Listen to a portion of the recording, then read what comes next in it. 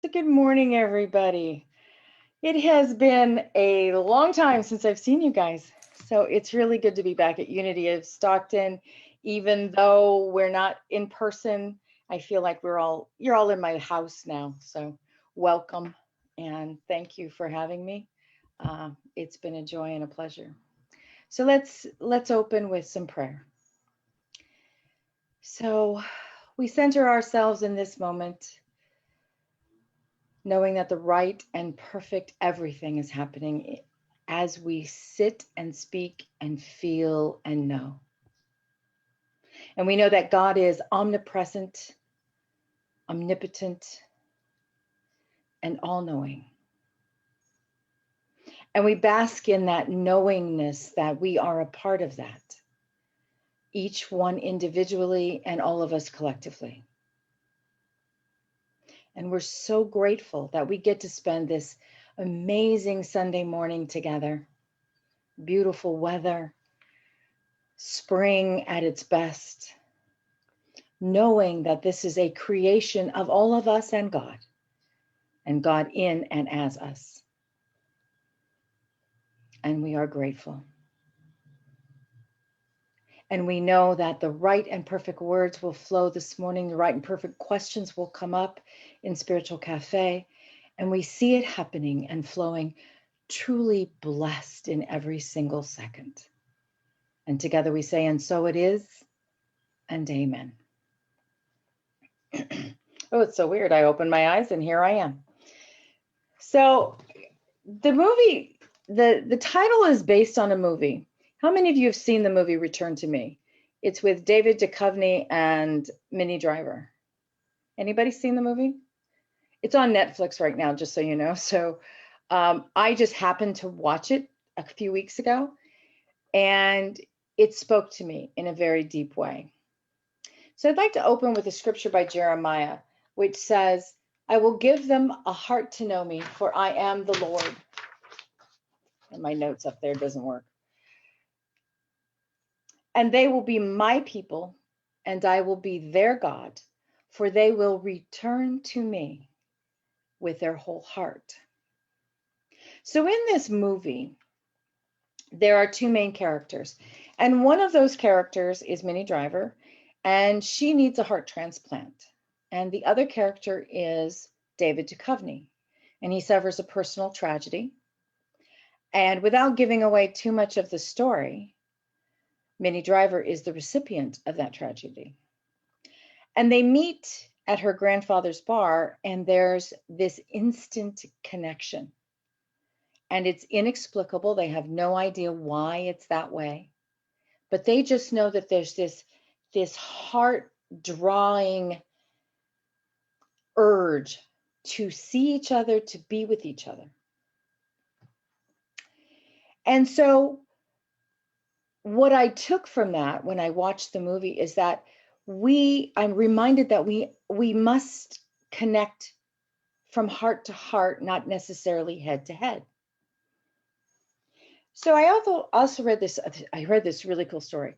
So there's this dance instructor, a ballet dance instructor, and she puts her dancers through this exercise where one dancer is standing in the center of the room, and the other dancers charge to this dancer and with their full weight try to take the other dancer down. And the instructor's taking these students through the exercise over and over again. And every time somebody does a jeté or whatever move they're making, all the dancers fall to the floor. And then this little tiny diminutive woman, 4'9", weighs less than 90 pounds, gets in the center of the room. And ballet dancers have this beautiful uplifted carriage, and they just exude confidence and calm and centeredness.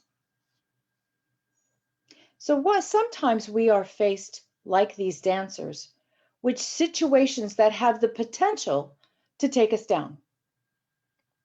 We have the opportunity to go with the flow, resist it, fight it, succumb to it, all of those different things. And a lot of times when they are still in the potential phase, it manifests as worry or dread. Anybody have that feeling before? Yeah. And sometimes these situations that arise for us are tests, like Earth School tests. And I keep telling God, I give tests, I don't take them. He's not listening. He, she, it's not listening to me. And so these tests are designed to help us grow, or they can also send us backwards. And in and through all of this, we have to make mental adjustments. So this dancer, this little tiny 4'9", 90-pound maybe dancer is standing there. And one by one, the dancers step forward and do whatever they're going to do, and she stands firm. And another dancer comes, and she stands firm. And one after the other, the dancers keep coming at her. Nobody can budge her. Nobody moves her. And she just stands there in what seems to be this calm presence. Now, the same is true with the events in our lives. Sometimes we don't budge. Sometimes we are able to stand in our power, connected to our source, and be able to just say, okay, bring this on, I've got this, and move through whatever challenge we've had thrown at us and are able to move forward. So I want to take you through a little exercise, and it's kind of a meditation and kind of not. So if you would indulge me, and if you feel comfortable, close your eyes. So I want you to stay in your mind. Don't drop into your heart. I want you to stay in your logical, thinking, critical brain, okay? And I want you to go back as far as you possibly can in your history, your personal history, and think of a time that may have been challenging. So the first one that comes up for me, just as an example, is I always felt I was born in the wrong family. I am outspoken, I'm willful, I'm bossy, I can be all of those things. I can also be soft like a marshmallow too. But, you know, compared to the rest of my family, I don't have the same personality they do. They are all very easygoing, don't like conflict, don't want to address the elephants in the room, any of that stuff. So I just want you to bring that to mind. Just notice it. And with the swipe of your hand, physically just wipe it away.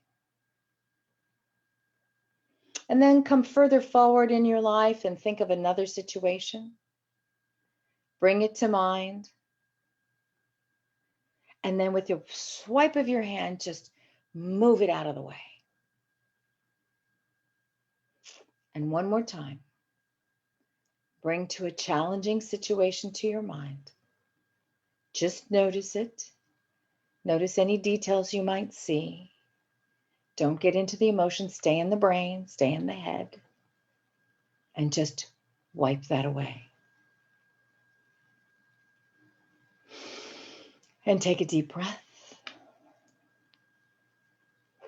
And now I'd like you to go back to that very first situation. And I'd like you to drop into your heart and feel what it felt like in that moment. And you can go as deep or as shallow as you choose. And just notice what it felt like to experience that. Because you've all lived through it. You're all fine now. So in this present moment, everything's fine. You just notice how you felt. And breathe into that for a moment. And then wipe that away. and go to your second situation, your second challenge, and feel it, really feel it. Go as deep as you feel comfortable. And when you're done with that, take your hand and just wipe it away. And your last situation, bring it to your present moment. Feel how you felt, knowing that you are safe, knowing that you have already been there, done that. It's in the past, and you're just noticing how it felt as a point of reference.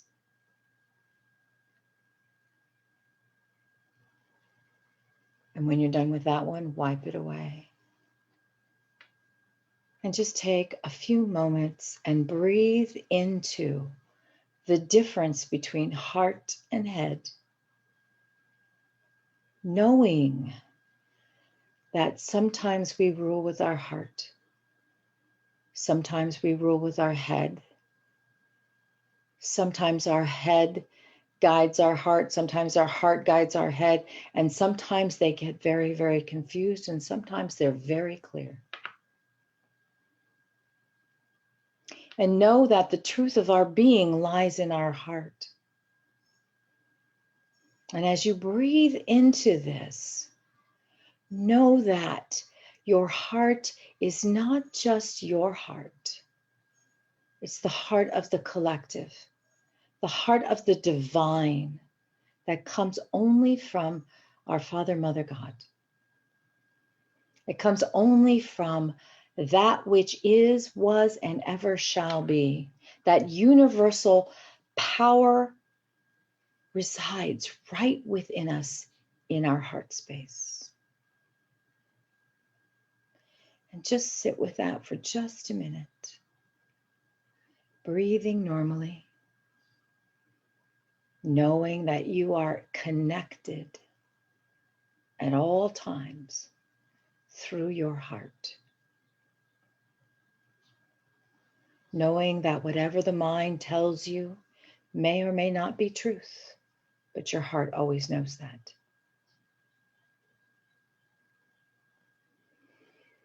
Take a deep breath. Take a deep breath in and exhale.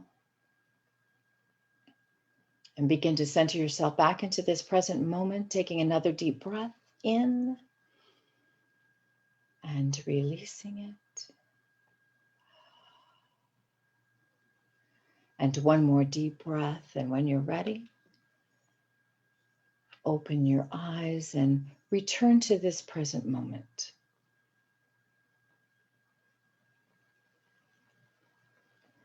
This connection that we have between our heart and our head is a space of 12 inches, something like that.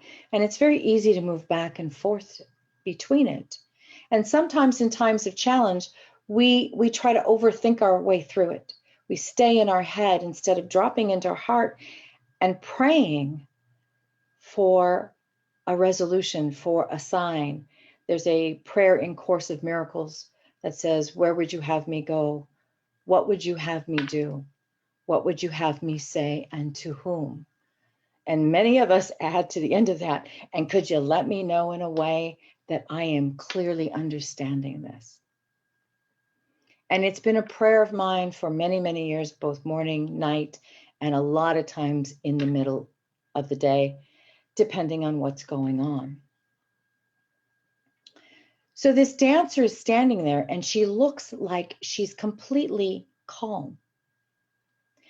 And her teacher noticed that after every dancer ran into her or bumped into her or however it was happening, there were slight adjustments that she was making with her body. And only her dance teacher was able to discern that. Because calm is deceptive. It looks very still from the outside. But inside, that calm it's not the lack of energy. It is fluid energy arrested, which allows us in that calm that's still vibrant and dynamic and moving to make adjustments and adjust our course depending on what's coming at us. It's like playing dodgeball when you're kids. You have to adjust to avoid getting hit by the ball. So when you find yourself that, very lost after some event has come up, sometimes it's hard to get out of this part and get back into our heart center. And sometimes we are so drawn by the circumstances of our lives that we forget that if we would only take the time to practice that prayer, that meditation, and those principles, and know that we are divine personified, as we're created in the image and likeness of God, that all we have to do is drop into that calm energy to shift our state, to change into a dynamic and moving piece of the puzzle. And sometimes whatever it is isn't ours to solve anyway. A lot of times it's somebody else's to do. And sometimes it's just us being still and waiting for the next chapter to show up. Because sometimes there's nothing we can do. So in the movie, Return to Me, Minnie Driver and David Duchovny, and I can't remember their characters' names, are drawn. There's this heart connection that is happening between them. And it happens a lot in our lives, and sometimes we just flat don't even notice it because we're so busy hanging out in our brain. And I can say that honestly because I'm a logical thinker. That's kind of who I am. And so I really have to have active reminders around me to make sure that I step back, take that deep breath, and center in my heart and look for those answers, because that's the only place that they really are, is in our hearts. So I studied with Paramhansa Yogananda for many, many years and still study his teachings and read a lot of what he wrote.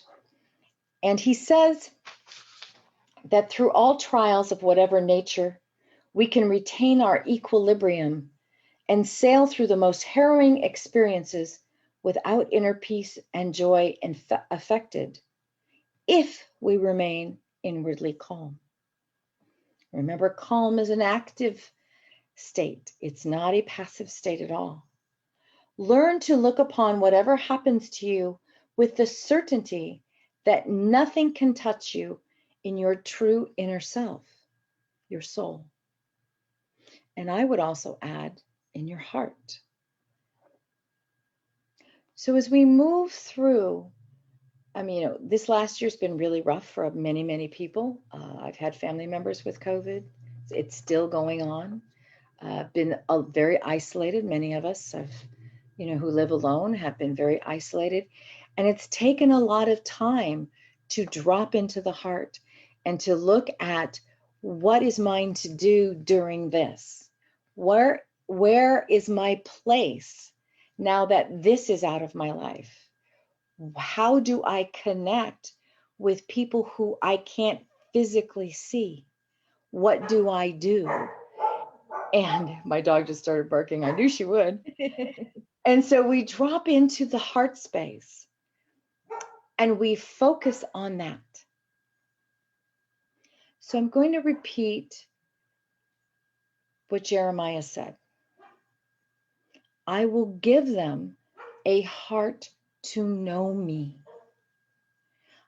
for I am the Lord.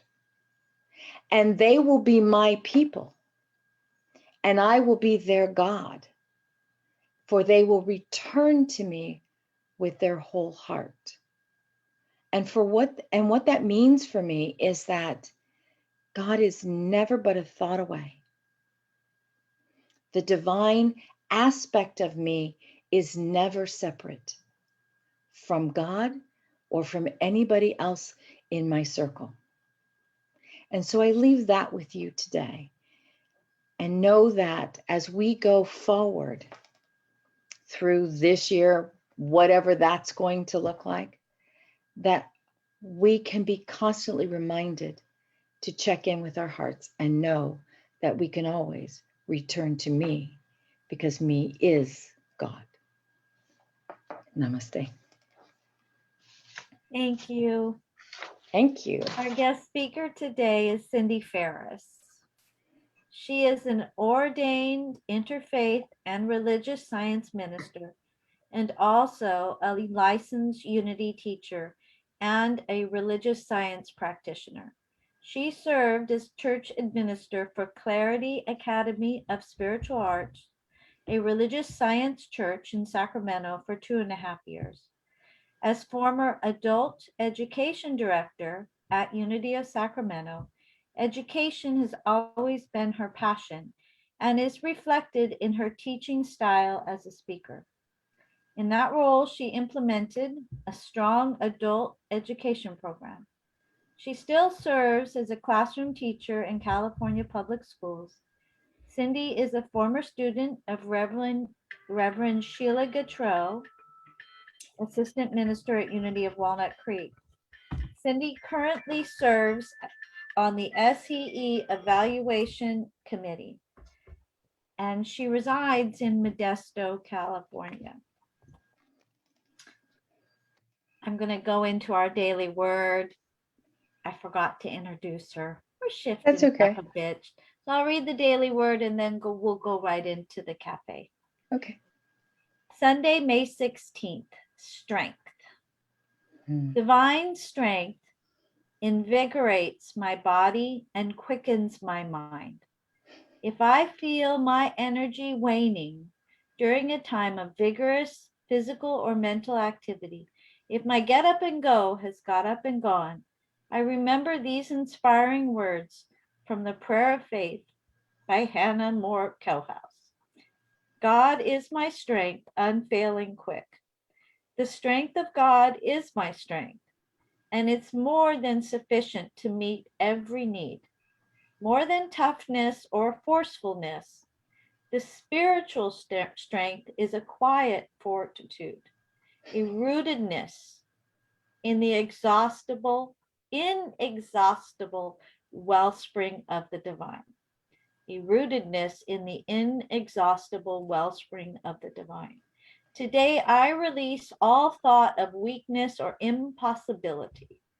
I feel the power of divine strength flowing through me, invigorating my body and bringing renewed clarity to my thoughts.